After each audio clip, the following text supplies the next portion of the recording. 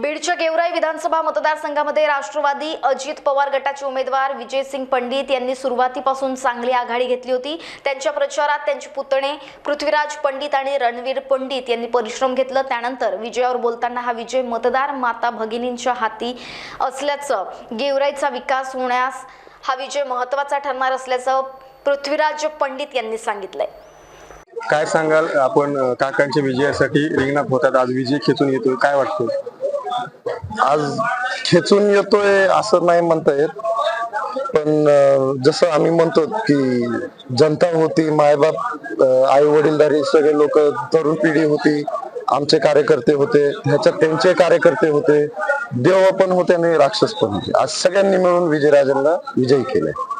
आणि हे मग कसं म्हणाला की आज हे बॅकलॉग मध्ये होतं, गेवराईचा विकासही बॅकलॉग मध्ये होता आणि विजय पण बॅकलॉग मध्ये होता। आजपासून ते बॅकलॉग हटणार आणि इथून पुढे विकासाला चालू राहणार। आम्ही मी अगोदरच एक टॅगलाईन तयार केलं, आता कसं विजयराजे म्हणते तसं, पण विजयराजे काय म्हणतात सगळ्यांचं भलं।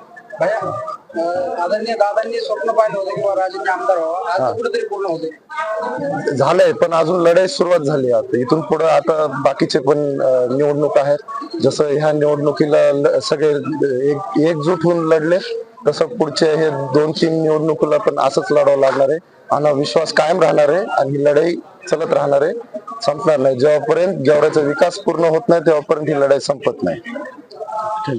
महान्यूज 7 करिता ब्युरो रिपोर्ट बीड।